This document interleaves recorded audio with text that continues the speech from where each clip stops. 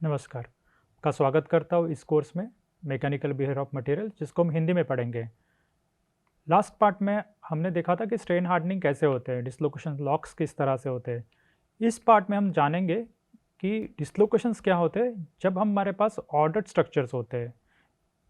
उन डिसलोकेशंस को हम सुपरलैटिस डिसलोकेशंस कहते हैं और कुछ डिफेक्ट्स हैं जो सरफेस डिफेक्ट्स हैं जिनको हम एंटीफेस बाउंड्रीज कहते हैं। आइए जानते हैं इस पार्ट में। तो ये जो सुपरलैटिस डिसलोकेशंस होते हैं ये हमें मिलते हैं इंटरमेटालिक कंपाउंड्स जो कि हमारे ऑर्डर्ड सॉलिड सॉल्यूशंस होते हैं। ये ऑर्डर्ड सॉलिड सॉल्यूशन तब तैयार होते हैं जब हमारे पास एक कोई केमिस्ट्री रहती है एलिमेंट्स की, और ये जो डिसलोकेशन है या जो भी डिसलोकेशन इन ऑर्डर्ड स्ट्रक्चर में तैयार होते हैं, ये जो लैटिस है हम इनको कहते हैं सुपरलैटिस। तो ये जो लैटिस में जो हमें लैटिस जो तैयार होती है ये हमारा तैयार होता है एक लॉन्ग रेंज ऑर्डर के हिसाब से। तो अब जानते हैं कि जब हम सुपरलैटिस डिसलोकेशंस की बात कर रहे हैं तो पहले जानते हैं कि इंटरमेटालिक कंपाउंड्स क्या होते हैं। तो यहाँ पे मैंने एक एग्जांपल दिया है Ni3Al, ये गामा प्राइम फेज होता है जिसका स्ट्रक्चर L12 स्ट्रक्चर है। आप देखेंगे कि यहाँ पे निकेल जो है वो फेस सेंटर्स पे है और एल्यूमिनियम है ये कॉर्नर्स पे है। आप देखेंगे कि एल्यूमिनियम का पोजीशन फिक्स्ड है यहाँ पे और निकेल की पोजीशन फिक्स्ड है। निकेल की यहाँ पे लैटिस पोजीशन फिक्स्ड है जो कि फेस सेंटर है, और एल्यूमिनियम की यहाँ पे पोजीशन है वो फिक्स्ड है, ये कॉर्नर पे है। आपको लग रहा है कि ये एफसीसी जैसा स्ट्रक्चर है, पर ये एफसीसी स्ट्रक्चर नहीं है क्योंकि यहाँ पे आप देखेंगे कि मेरे एल्यूमिनियम से कॉर्नर्स पे है और निकेल जो प्रेजेंट है वो फेस सेंटर्स पे है। तो निकेल की एक अलग लैटिस है, इनको कहते हैं सब लैटिस, और एल्यूमिनियम की एक लैटिस होगी, इस लैटिस को कहेंगे एल्यूमिनियम की सब लैटिस। तो आप देख पा रहे होंगे कि एल्यूमिनियम की यहाँ पे सब लैटिस जो है वो सिंपल क्यूबिक टाइप है। तो हमारे पास दो सब लैटिस मिलके एक सुपर लैटिस तैयार होती है, और ये हमें दिखता है कब, जब हमारे पास ऑर्डर्ड सॉलिड सॉल्यूशंस या इंटरमेटालिक कंपाउंड्स रहते हैं। तो आप देख पा रहे होंगे कि इनकी एक स्टाइकोमेट्री होती है। Ni3Al यहाँ पे मैंने मेंशन किया है, तो आप अगर काउंट करोगे नंबर ऑफ निकेल के एलिमेंट्स इस स्ट्रक्चर में तो यहाँ पे 3 आएंगे, और एल्यूमिनियम के नंबर कैलकुलेट करोगे यानी इक्विवेलेंट नंबर इस यूनिट सेल पे तो वो 1 आएंगे, और इस टाइप ऑफ स्ट्रक्चर्स को हम कहते हैं L12 स्ट्रक्चर। यहाँ पे एक एग्जांपल हमने दिया है, यहाँ पे आप देख पा रहे होंगे कि एल्यूमिनियम यहाँ पे है, ये एक कॉर्नर्स पे है, और निकेल जो है वो बॉडी सेंटर्ड पे ऑक्यूपाइड है इस सुपरलैटिस में। तो आप देख पा रहे होंगे ये बीसीसी जैसा स्ट्रक्चर दिख रहा है, और यहाँ पे ये स्ट्रक्चर का नाम B2 है। तो आप देख पा रहे होंगे कि जो एल्यूमिनियम की इक्विवेलेंट नंबर्स है इस लैटिस में वो 1 है, और निकेल के भी इक्विवेलेंट लैटिस जो इक्विवेलेंट नंबर्स है वो इस लैटिस में 1 है। और आप देख पा रहे होंगे कि जो एल्यूमिनियम का सब लैटिस है ये सिंपल क्यूबिक नेचर है, और निकेल की भी जो सब लैटिस है वो सिंपल क्यूबिक नेचर है। तो ये जो नाम दिए हमने L12 और B2, इनको कहते हैं स्ट्रक्चर बेरिक डेजिग्नेशंस। आप इसके बारे में पढ़ सकते हैं और इंटरमेटालिक कंपाउंड्स या ऑर्डर्ड सॉलिड सॉल्यूशंस के बारे में जान सकते हैं। तो अभी ये जो कंपाउंड्स या स्टाइकोमेट्रिक कंपाउंड्स या सुपरलैटिस कब बनते हैं, जब हम देखेंगे कि जो एनर्जी है, जो बॉन्ड एनर्जी है मेरी ए और बी एटम के बीच में की, वो कम रहती है एक एवरेज एनर्जी, यानी ए बॉन्ड और बी बॉन्ड के बीच की जो एनर्जी है कंबाइंड एनर्जी, उनका एवरेज एनर्जी से भी मेरी ये बॉन्ड एनर्जी कम रहती है। तब आपको मिलेगा कि जो ए एटम है वो प्रीफर करेगा बी एटम को, तो तब जाके ऑर्डरिंग होगी। तो आप यहाँ पे देख पा रहे होंगे कि इस एनर्जी क्राइटेरिया की वजह से आप देखेंगे कि जो एनर्जी बिटवीन अनलाइक पेयर यानी ए और बी के बीच में जो एनर्जी है वो लोअर है एज कंपेयर टू मेरे ए और बी के बीच में, यानी एनर्जीज बिटवीन लाइक पेयर्स। तब जाके मुझे ये सुपरलैटिस स्ट्रक्चर्स मिलते हैं। तो अभी हमने सुपरलैटिस स्ट्रक्चर्स थोड़े देखे, अभी हम डिसलोकेशंस के बारे में जानते हैं और एंटीफेस बाउंड्रीज के बारे में जानते हैं। मानते हैं मेरे पास एक डिफेक्ट फ्री स्ट्रक्चर है, आप देख पा रहे होंगे यहाँ पे मैंने ऑर्डर्ड स्ट्रक्चर एक कुछ तैयार करने की कोशिश की। आपके पास रेड एटम्स और ब्लैक एटम्स, ये पॉइंट्स है, ये फिक्स्ड है, यानी एक ब्लैक एटम के सराउंडिंग मेरे रेड एटम्स है, या एक रेड एटम्स के सराउंडिंग मेरे पास एक ब्लैक एटम्स है। तो आप देख पा रहे होंगे कि मेरे पास मैंने एक सिंपल 2D ऑर्डर्ड स्ट्रक्चर यहाँ पे तैयार किया है। अभी हम इसको डिफॉर्म करेंगे यानी हमने देखा था कि हम इसको स्लिप करेंगे। अगर मैं उसको स्लिप करता हूँ तो मान लेते हैं एक बर्जेस वेक्टर यहाँ पे डिफाइन कर लेते हैं, तो बर्जेस वेक्टर मेरा कुछ इस तरह से होगा, यानी शॉर्टेस्ट लैटिस ट्रांसलेशन अगर हम देखेंगे तो shortest lattice translation red to red होगा या ब्लैक टू ब्लैक होगा। तो ये मेरा शॉर्टेस्ट ट्रांसलेशन वेक्टर कुछ इस डायरेक्शन में मुझे मिल रहा है। तो अगर मैं इस ऊपर के पार्ट को स्लिप करता हूँ नीचे के बॉटम पार्ट से कुछ इस तरह से, आप देख पा रहे होंगे मैंने स्लिप किया है यहाँ पे एक लैटिस डिस्टेंस से। तो आप देख पा रहे होंगे कि जैसे मैंने एक यूनिट मूव किया यहाँ पे इस डायरेक्शन में, तो आप देख पा रहे होंगे कि रेड एटम्स एक दूसरे के ऊपर आ गए, ब्लैक एटम्स एक दूसरे के ऊपर आ गए, ये कोइंसाइड हो गए। तो ये जो डिसलोकेशन था वो उसका एक नेचर होता है। आप देखेंगे कि इसके वजह से, इस एक मूवमेंट के वजह से मेरे पास एक बाउंड्री तैयार होगी जहाँ पे आपके पास लाइक एटम्स या यहाँ पे आप देखेंगे रेड एटम्स या ब्लैक एटम्स एक दूसरे के ऊपर आ गए। तो ये हो गई मेरी, ये जो एनर्जी कॉन्फ़िगरेशन यहाँ पे आप देखेंगे ये हाईएस्ट एनर्जी कॉन्फ़िगरेशन हो गई यहाँ पे, और ये बाउंड्री तैयार होगी इन दो परफेक्ट लैटिसेस के बीच में जस्ट एक ट्रांसलेशन की वजह से।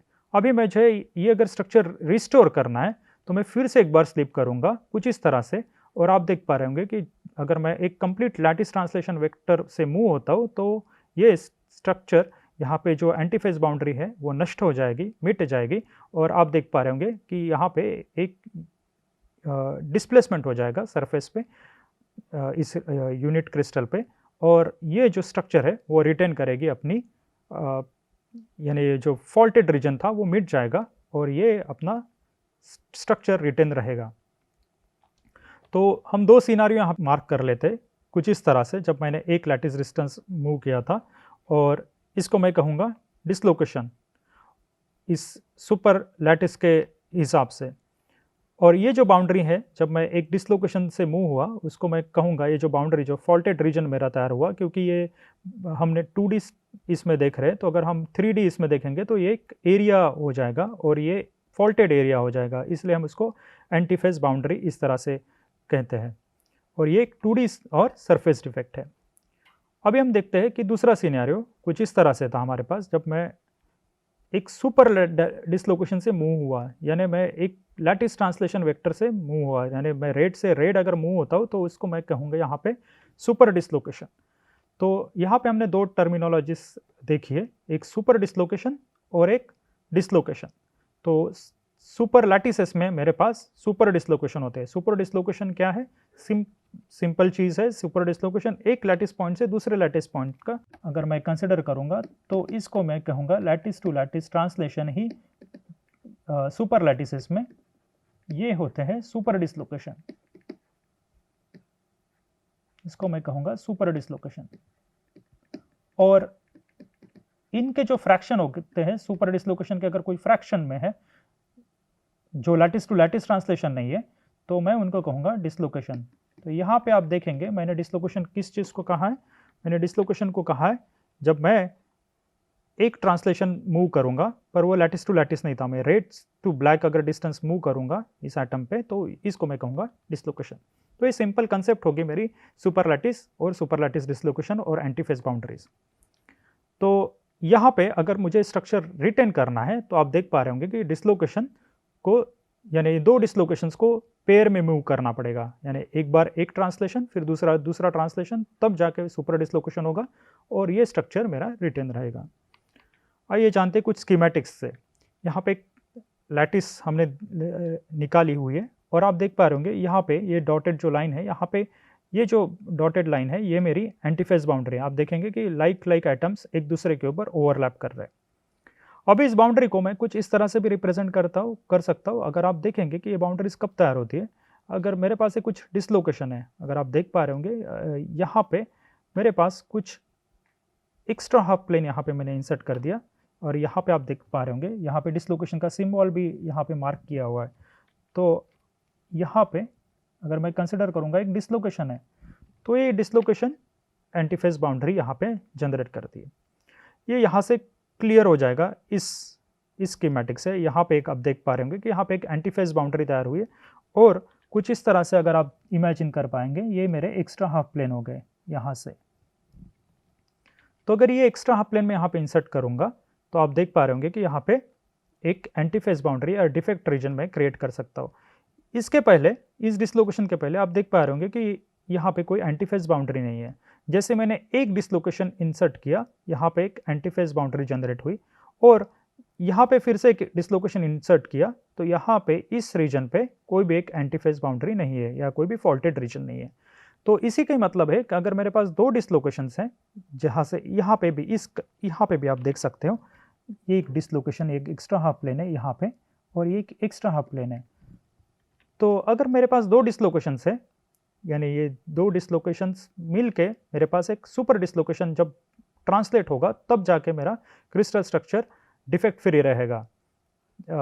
पर एक डिसलोकेशन से अगर मूव हो रहा है तो यहाँ पे वो डिफेक्ट तैयार करेगा, जो कि एक एंटीफेज बाउंड्री है। तो ये कुछ इस तरह से है। मैंने लास्ट स्लाइड में लिखा था कि dislocation has to pair and they have to move in pair. Okay, यानी उनको एक साथ मूव होना है। तो मैं कुछ इस तरह से लिख सकता हूँ, ये मेरा सुपर डिसलोकेशन हो गया। और सुपर डिसलोकेशन जब एक ही डिसलोकेशन से मूव होता है तो इन दोनों डिसलोकेशन के बीच में मुझे एक एंटीफेज बाउंड्री मिलेगी। यहाँ पे आप देख सकते हैं, यहाँ पे कुछ एंटीफेज बाउंड्री है।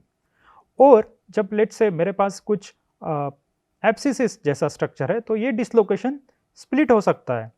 तो ये जब स्प्लिट होगा तब आप देख पा रहे होंगे कि ये यहाँ पे एक फॉल्टेड रीजन तैयार होगा। अगर ये पार्शियल्स में मान के चल रहा हूँ, ये अगर डिसलोकेशन यहाँ पे ये है और ये दो डिसलोकेशंस हैं, ये दो पार्शियल्स है, तो यहाँ पे मेरे पास एक स्टैकिंग फॉल्ट तैयार होगी।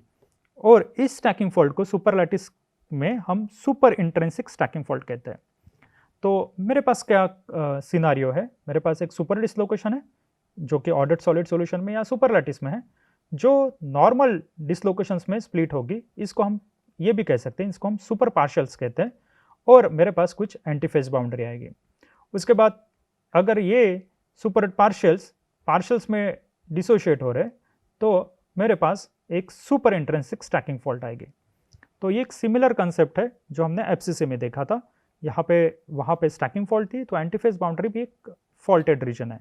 और जब ये एफसीसी स्ट्रक्चर रहेगा सुपरलैटिस, जैसे हम Ni3Al में हम देखे थे, Ni3Al में, तो इस केसेस में मुझे दो सुपर पार्शियल्स यानी दो डिसलोकेशंस, नॉर्मल डिसलोकेशंस मिलेंगे, और ये दो डिसलोकेशंस चार सुपर पार्शियल्स में, चार पार्शियल डिसलोकेशंस में कन्वर्ट होंगे। तो ये चार पार्शियल डिसलोकेशंस में यहाँ पे कन्वर्ट हो सकते हैं। और जब ये कन्वर्ट होते हैं तब मेरे पास यहाँ पे जब ये कन्वर्ट होते हैं तो मेरे पास एक एंटीफेज बाउंड्री आएगी, और यहाँ पे मेरे पास एक सुपर इंट्रिंसिक स्टैकिंग फॉल्ट आएगी, जो कि यहाँ पे मैंने मार्क किया है। आप देख पा रहे होंगे कि जब फॉल्टेड रीजन होते हैं तब डिसलोकेशन की मूवमेंट्स डिफ़िकल्ट हो जाती है। अगर मुझे डिसलोकेशन को मूव करना है तो आप देख पा रहे होंगे कि इन दोनों को कंबाइन होना पड़ेगा।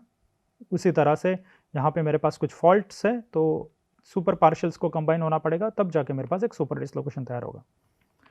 तो ये एक्सटेंट ऑफ डिसोसिएशन कितना पॉसिबल है, जब हम देखे थे स्टैकिंग फॉल्ट के लिए, तो ये दो पार्शियल्स के बीच में एक इक्विलिब्रियम डिस्टेंस था। तो ये सुपर पार्शियल्स में कितना इक्विलिब्रियम डिस्टेंस हो सकता है, वो डिपेंड करेगा कि मेरी एंटीफेज बाउंड्री एनर्जी क्या है मेरे मटेरियल की।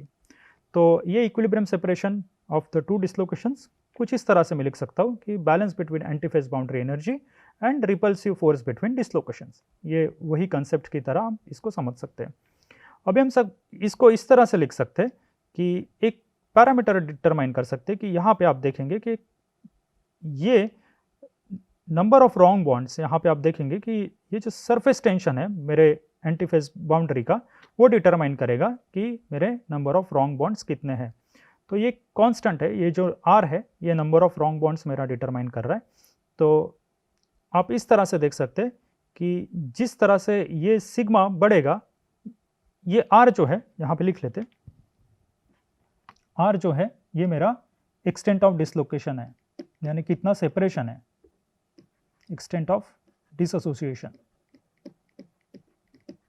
या इक्विलिब्रियम सेपरेशन डिस्टेंस, कि मेरे जो डिसलोकेशंस हैं कितने दूर रह सकते हैं। जैसे मेरा ये एक डिसलोकेशन है, ये डिसलोकेशन है, इनका बीच में एक इक्विलिब्रियम सेपरेशन होगा जिसको मैं आर की तरह मार्क कर रहा हूँ, और वो किस पे डिपेंड करेगा, वो डिपेंड करेगा सिग्मा के ऊपर। और जो सिग्मा है वो किस पे डिपेंड करेगा, वो number of wrong bonds cutting the boundary. यानी मैं अगर ये बॉन्ड्स काउंट करता हूँ, रॉन्ग बॉन्ड्स यानी 1 2 3 4 5 6 7 8, इस तरह से अगर मेरे पास नंबर ऑफ रॉन्ग बॉन्ड्स है, उस तरह से मेरी एंटीफेज बाउंड्री एनर्जी ज़्यादा होगी।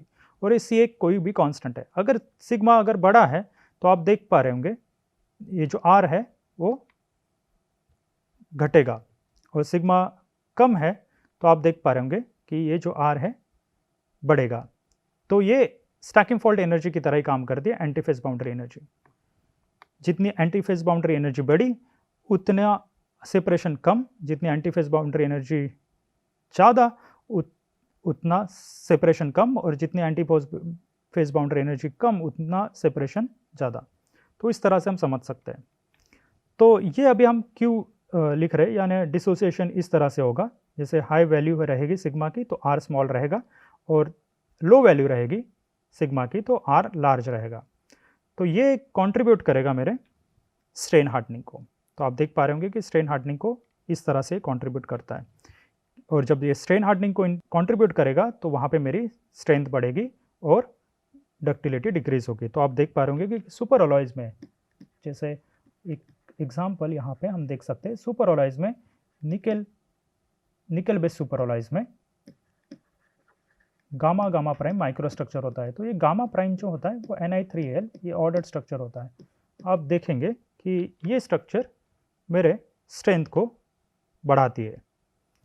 तो ये एक शॉर्ट डिस्क्रिप्शन था मेरे सुपर लैटिसेस का और सुपर लैटिस डिसलोकेशंस का। हमने सुपर पार्शियल्स भी देखे, पार्शियल्स भी देखे, और एंटीफेज बाउंड्री भी क्या होती है, और इनके वजह से मेरा मटेरियल की स्ट्रेंथ किस तरह से बढ़ते है, ये भी हमने इस पार्ट में देखा।